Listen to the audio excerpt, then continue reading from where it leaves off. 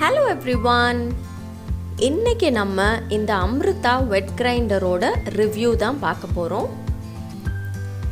இந்த கிரைண்டர் நான் ஏன் வாங்கினேன்னு பார்த்தீங்கன்னா என்னோட கிச்சன் ஸ்பேஸில் கிச்சன் கவுண்டரில் ரொம்ப இடம் கிடையாது. அதனால இந்த மாதிரி ஒரு கிரைண்டர் வாங்கினா மோட்டரும் ட்ரம்மும் மேலேயும் கீழேயும் இருக்க மாதிரி வாங்கினா ஸ்பேஸ் சேவிங்காக இருக்கும் அப்படின்ற ஒரே காரணத்துக்கு தான் இந்த கிரைண்டரை நான் ஃபஸ்ட்டு சூஸ் பண்ணேன். அதே மாதிரி பார்த்தீங்கன்னா இப்போ என் கிச்சனில் இந்த கிரைண்டர் வந்து நல்ல ஸ்பேஸ் சேவ் பண்ணும். அகலமாக இல்லைல்ல, அதனால நல்ல இடம் சேவ் பண்ணும். நல்ல காம்பேக்டாக அழகாகவும் இருக்கும் இந்த கிரைண்டர். இதுதான் இந்த கிரைண்டரோட ஆன் ஆஃப் பட்டனு. ஸ்விட்ச் போட்டு இது ஆன் பண்ணிங்கன்னா தான் கிரைண்டர் சுத்தம். இது வந்து 2 லிட்டர் கிரைண்டர். இதில் 2 கல்லோடது. இதே பிராண்டில் 3 கல் கூட இருக்குது. ஆனால் நான் வந்து இந்த 2 கல் தான் வாங்கியிருந்தேன்.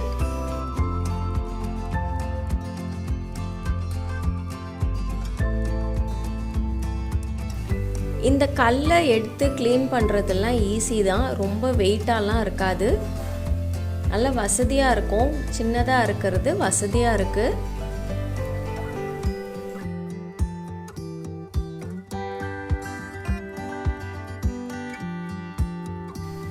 இந்த கிரைண்டரோட அடுத்த சைடில் ஒரு நாப் கொடுத்துருப்பாங்க. அதை வெளியில் இழுத்தா தான் இந்த கிரைண்டர் வந்து டில்ட் ஆகும்.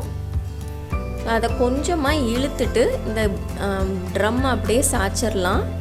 சாய்ச்சி மாவெல்லாம் கொட்டிடலாம். நல்லா கீழே வரைக்கும் இதை சாய்க்கலாம்.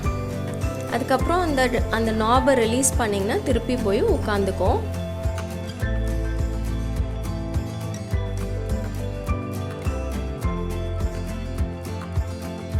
இந்த ட்ரம்மை எடுத்து க்ளீன் பண்ணுறதும் ரொம்ப ஈஸி. இந்த ட்ரம்மும் ரொம்ப வெயிட்டாலாம் இருக்காது. நல்ல வசதியாக இருக்கும் எடுத்து க்ளீன் பண்ணுறதுக்கு.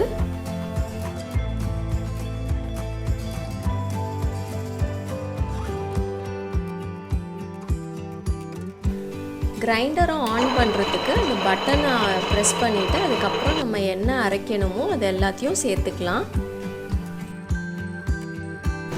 இந்த கிரைண்டரில் அடுத்து எனக்கு ரொம்ப பிடிச்சது என்னன்னு பார்த்தீங்கன்னா சத்தமே கேட்காது. நீங்கள் எல்லாம் மாவாட்டுறதுக்கு அரிசியெல்லாம் போட்டு இந்த மாதிரி மூடி விட்டு பக்கத்து ரூமுக்கு போனீங்கன்னா கிரைண்டர் ஓடுறதே மறந்துடுவீங்க. அந்த அளவுக்கு சத்தமே இல்லாமல் இதை அரைக்கும். அது எனக்கு ரொம்ப பிடிக்கும். நான் இந்த கிரைண்டர் வாங்கிறதுக்கு முன்னாடி எனக்கு எல்லாம் என்ன சொன்னாங்கன்னா, இந்த மாதிரி மோட்டார் வந்து கீழேயே ட்ரம்மு கீழேயே வந்துச்சுன்னா மோட்டார் ரொம்ப சூடாயிடும், ரொம்ப நாள் வராது, நல்லாவும் அரைக்காது. பக்கத்தில் மோட்டரும் ட்ரம்மும் இருந்தால் தான் நல்லாயிருக்கும் அப்படின்னு சொல்லியிருந்தாங்க. ஆனால் நான் இந்த கிரைண்டர் வாங்கி 3 வருஷம் ஆச்சு. இது எனக்கு ரொம்ப நல்லா வேலை செய்யுது. என்னோடய வீடியோஸ்லாம் நீங்கள் பார்த்துருந்தீங்கன்னா உங்களுக்கு தெரியும். நான் எப்போவுமே இட்லிக்கு ஆட்டுறேன் அப்படின்னா அரிசியும் உளுந்தும் சேர்த்து ஊற வச்சு சேர்த்து தான் அரைப்பேன். இதே கிரைண்டரில் தான் நான் அரைப்பேன். ஒரு வாட்டியும் எனக்கு பிரச்சனை வந்ததே கிடையாது. இந்த கிரைண்டர் வந்து அவ்வளோ சாஃப்டாக மாவாட்டி கொடுக்கும். நான் வந்து அரிசியும் உளுந்தும் சேர்த்து ஊற வைக்கிறதுனால கொஞ்சம் ஜாஸ்தி நேரம் அரைப்பேன். ஒரு 40-45 நிமிஷம் அரைப்பேன். கொஞ்சம் சூடாகும் மோட்டரு, ஆனால் அதனால் ஒரு பிரச்சனையும் வந்தது கிடையாது.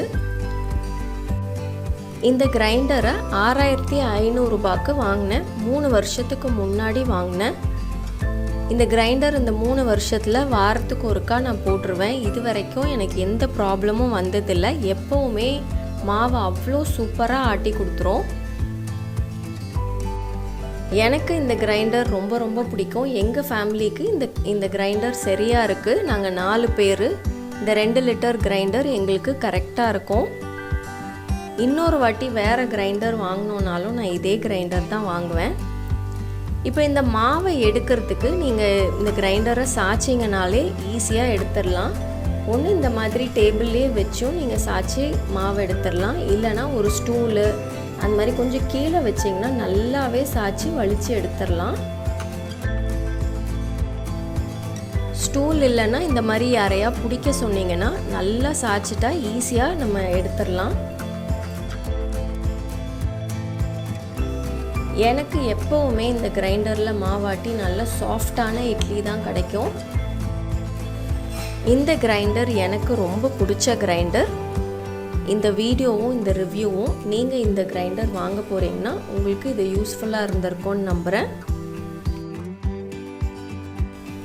மீண்டும் அடுத்த வீடியோவில் உங்களை சந்திக்கிற வரைக்கும் பாய்.